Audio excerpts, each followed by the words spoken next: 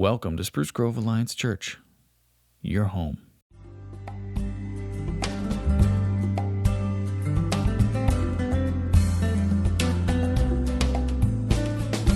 Well, good morning. How are you all this morning?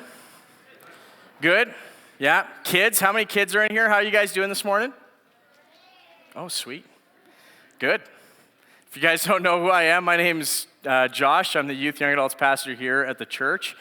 And I'm excited to jump into this morning with you guys. And so I know there's a slide here, but I made one for myself, for the kids. I felt, we have a pineapple with some sunglasses. But if that's not enough, I made one that's a little bit better. All right, how about that? Hey? Or I made one that's maybe even a little bit better. See what I'm saying? Yeah, Summer in the Palms, Psalms. Yeah, where is Pastor Brent? There he is. Or I made one, I don't know. Do we like that mouth or his real mouth? I don't know. Either way, I was like, I wasn't sure, so I made both. Okay, and you get to enjoy, and Brent, you get to enjoy seeing your face as well. And so if you're at home or here, we're ready this morning. And we're going to be continuing our series on Summer in the Psalms. And this morning we're going to be reading Psalm 136. And it is the most repetitive, maybe, passage in all of Scripture. And so who likes repetition? Who likes repetition? Yeah? Who likes repetition? Who likes repetition? Who likes it? Because we're going to get into it this morning. Just prepping you a little bit. No, it should be really, really good. And so here's a question for the kids. Kids, how many of you like to repeat asking your parents for something? How many? You like doing that? You like saying, Mom, Dad, can we go out to the park? Can we go on a bike ride? Can we go? You guys enjoy that? How many of you guys, kids, like to watch the same movie over and over and over and over? Parents, how many of you guys have seen the same movie sometimes 3 times in one day? I mean, maybe not quite that excessive, right? So actually, I have a movie for you kids if you like to see the same movie. I have the perfect one. So let's get ready. Can we get some sound? Yes, it goes on and on, my friend. Does anybody remember this? Started singing it, not knowing what it was, and they'll continue singing it forever just because this is the Song that never ends. Okay, all right, we're enough of that. Okay. I can't even do it, all right? But that just goes on for a while. Anyway, I want us to just re-emphasize the importance of repeating. Because repetition, I find, has 2 effects. One, we repeat an action because we just truly enjoy it, or we repeat because we didn't get the desired result the first time. Mom didn't respond, you gotta say that name 10 more times, right? Or it doesn't sound quite right on an instrument you're practicing, and so you gotta tweak that claw, you gotta figure out, right? That sounds a little dull. You gotta make sure those fingers go down, right? You gotta try it out, repeat again. Or it doesn't taste quite right. You're cooking, throw a little salt in there, taste it again. That's not right. Throw a little salt in there, and then you're like, you know what? Ugh, and you just throw it in the garbage and try again, right? We repeat until we get the desired result. And so repetition, however it works, typically leads us to obtain that result that we want, or that we think that we want. And so we get to experience the same movie over and over. We get Mom's attention. We beat that level in Mario that all of you guys can remember. There's that ledge. You just can't get there, right? Try it again 100 times. Beat the level, right? And so we do this over and over. And so this passage, though extremely repetitive, seeks to help us remember to repeat this specific phrase over and over and over, and we're going to repeat it together this morning. And so what I want to do, I'm going to read, we're not going to read the entire passage, But I'm going to read a point, and we're going to do that for a reason. But I'm going to read the first verse, and then I want you guys to read the second one I have highlighted. For his steadfast love endures forever. And just get yourself ready. You're going to be saying that phrase. So how about we read together? Give thanks to the Lord, for he is good. Give thanks to the God of gods. Give thanks to the Lord of lords. To him who alone does great wonders. To him who by understanding made the heavens. To him who spread out the earth above the waters. To him who made the great lights. The sun to rule over the day. The moon and stars to rule over the night. And we're going to move on to just this next one. It is he who remembered us in our low estate and rescued us from our foes.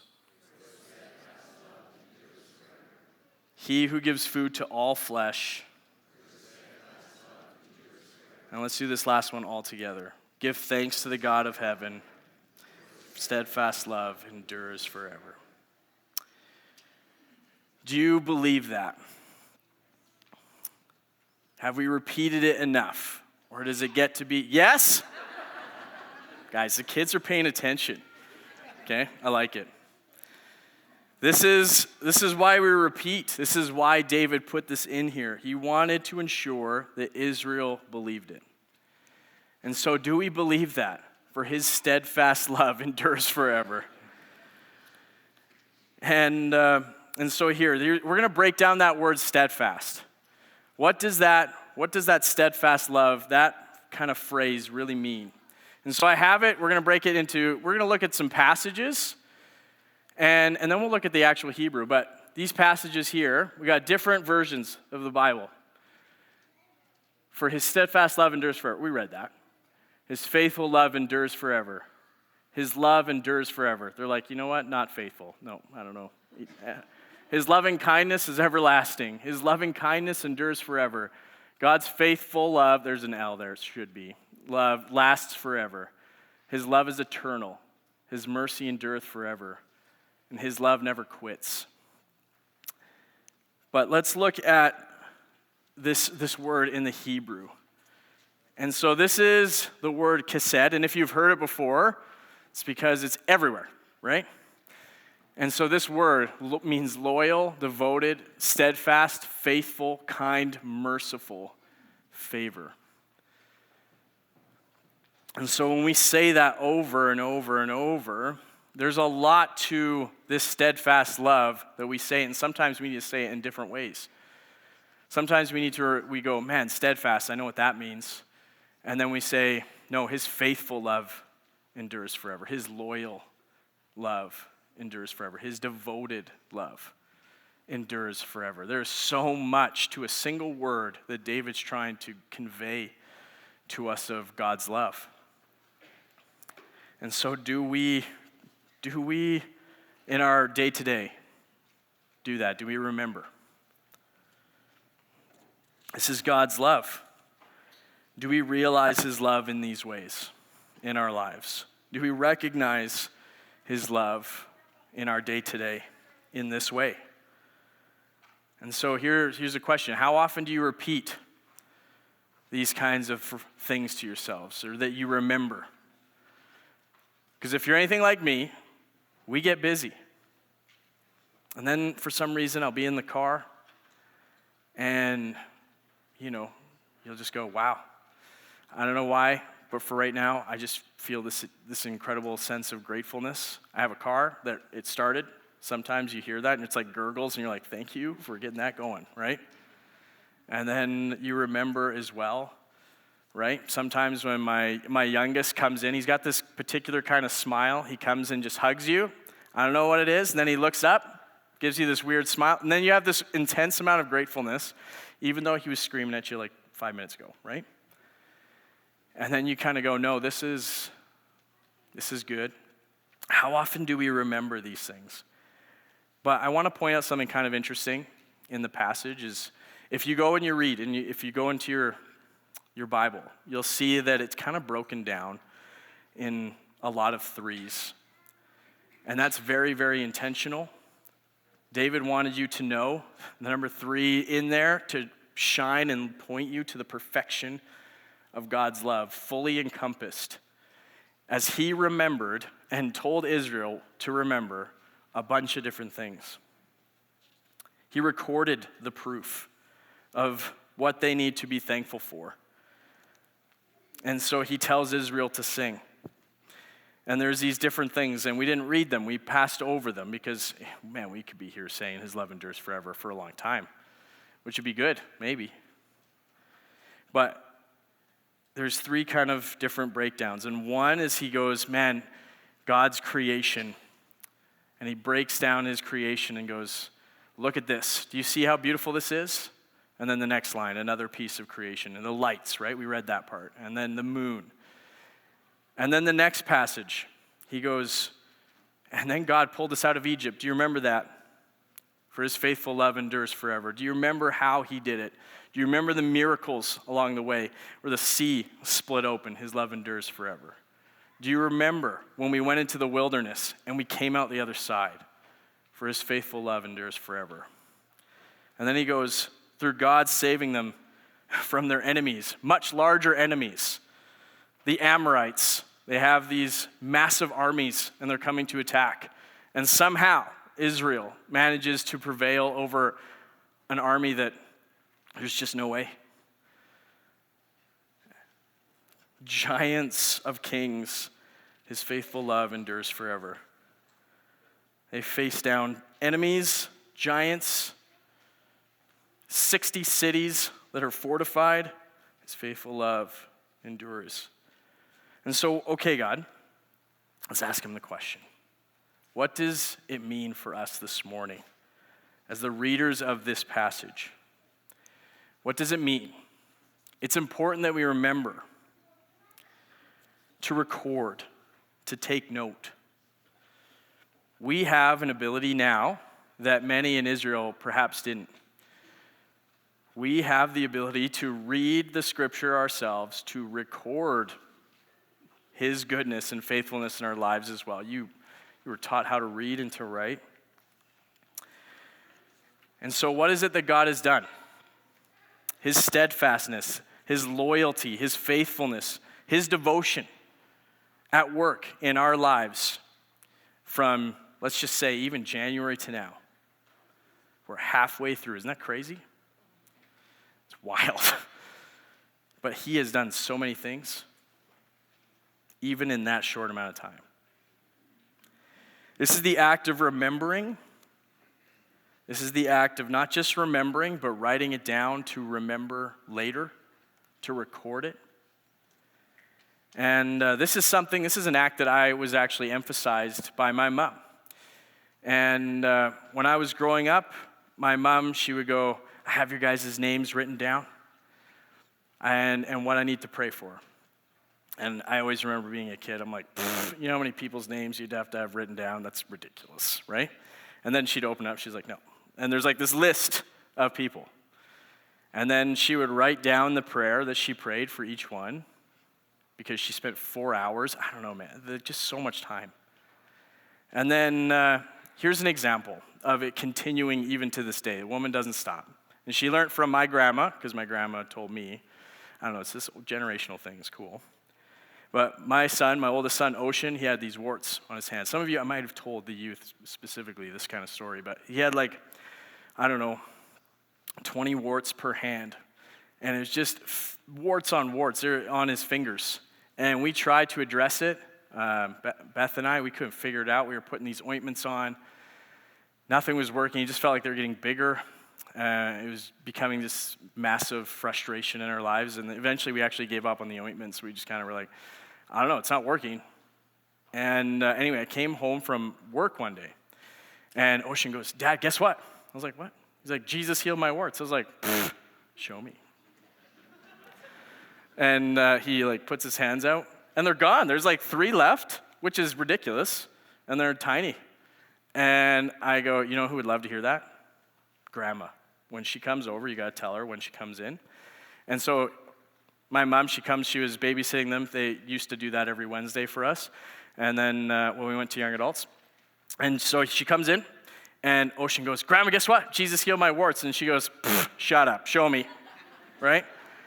And he shows her, and she goes, guess what? You won't believe. She starts to kind of cry, and she pulls out her journal. She had it with her. She's like, look at what I wrote down this morning. And it was Ocean praying for his warts. We need to remember the goodness and the faithfulness of God. And sometimes we need to record it. We need to write it down to remember it for later. That's a story I've written down for myself to remember later. This is important. David knew it was important. It's not like it stopped, right? This is something that I do with the youth leaders at the end of the year, in the middle of the year. Usually right at the beginning of January, we'll go, hey, what has God done in the fall? And we did so at the end of this last year. And I wish you guys could have been there. It was an incredibly special time we got to share. And to hear all of the individual places that God is at work, that the youth leaders are seeing themselves and the rest of us are not, is quite cool.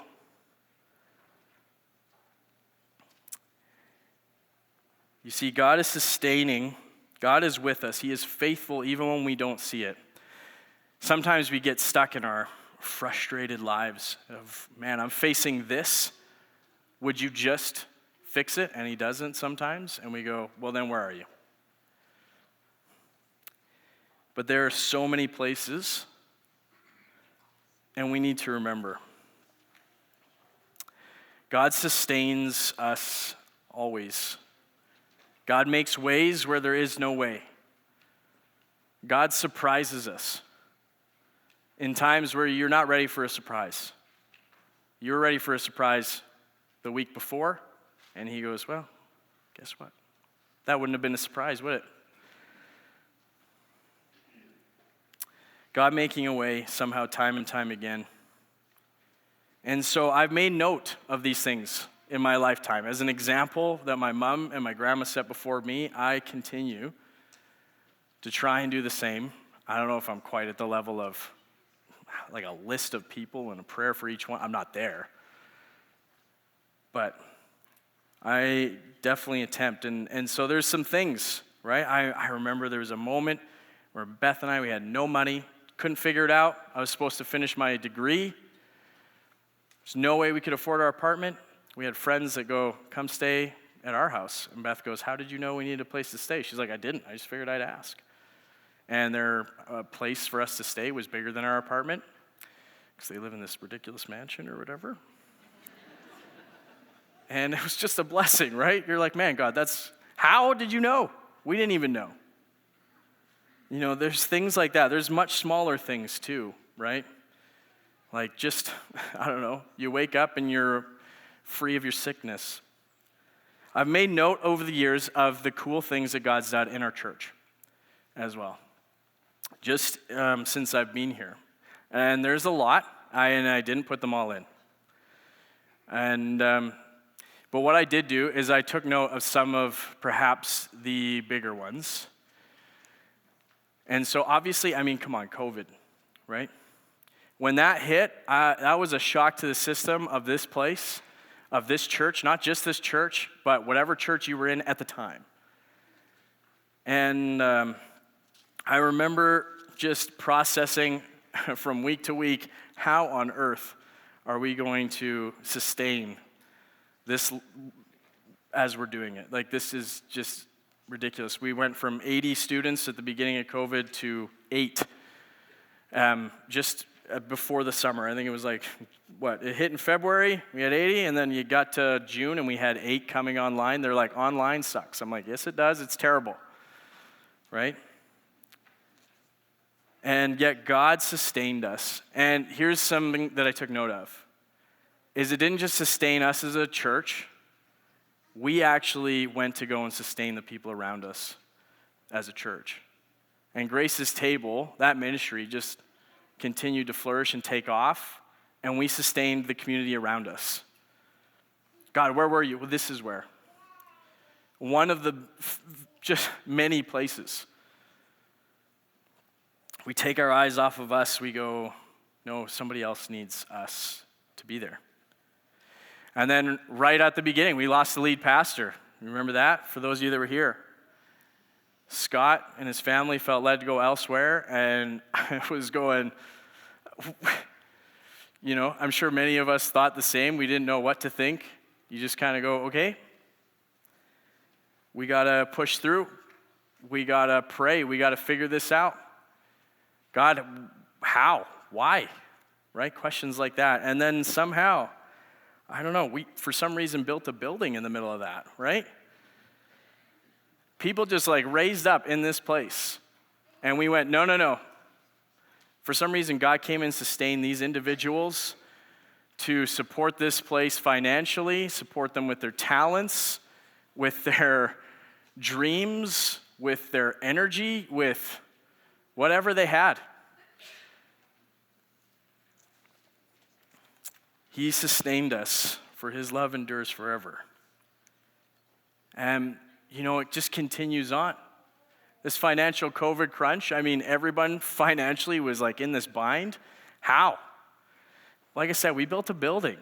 It doesn't even make sense. We didn't have to lay off staff, believe it. Just God somehow coming in and sustaining this place.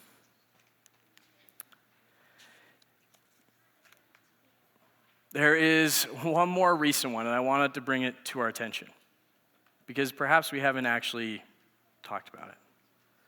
But over the last little while, we've lost 3 pastors in this year. Corrine retires, Joel and Andrew leave. We've lost friends as well. Let's just put the pastors aside. There's other people that this place shifts. We have people going to other churches as well. And we all feel and grieve those moments. And I think sometimes, especially this year, man, that was a shock to the system for me. And you just kind of go, God, how are we going to push and get this through? And yet, somehow, I don't know, God is faithful, incredibly faithful. And I want to remind us of that in that moment as well. That his love endures forever, that we don't have to fear whatever issue it is that we're facing at any given moment. His love endures forever. That's the passage of today. And so, God has been very, very good to us. And so what I want us to do this morning is we have kids here in the service. We have family. We have friends beside us. And what I was kind of thinking is let's do something unorthodox a little bit since we have kids in the service. And let's take some time with our families to really process that God has been good to us. Let's not look at it as a church perspective. Let's look at it as ourselves, perhaps. We just need a moment with God ourselves. But whoever is beside us, if you feel like you want to involve them, especially if it's your spouse or some family, how is it that God has been good to you in this last year? And so here, I got some examples. I want to do, just take about 5 minutes. That is not a lot of time, I'm telling you. 5 minutes is going to be, it's going to go by. But where has God been faithful? Where has God shown his steadfast devotion? Where has he shown his love, compassion, mercy, kindness? And so here's the examples in the passage that we have. Through his creation, creating everything for us to enjoy and be sustained by the beauty of this earth. God helping us out of an oppressive season in Egypt, whatever that oppressive season is to you, perhaps. God guiding us through a current desert or finally out of one. Maybe we're entering into a wilderness area. You're like, man, why am I in the wilds right now? God's love endures forever. We need to remember. God giving us victory over our enemies, spiritual or otherwise. Maybe it's physical. Maybe it's mental. Whatever enemy. If you need victory over, just go, God, your love and faithful kindness endures forever. And just lean on that. Knowing God sees us and remembers us. That was the final bit to that passage. Is that he sees and knows your heart. And God having somehow provided for all of our basic needs. That was in that final as well. Sometimes we forget the food's on the table and maybe it's pasta every night, but my goodness, you're eating. Thanks for listening to this week's message from Spruce Grove Alliance Church. For more information or to hear past messages, please visit sgac.net.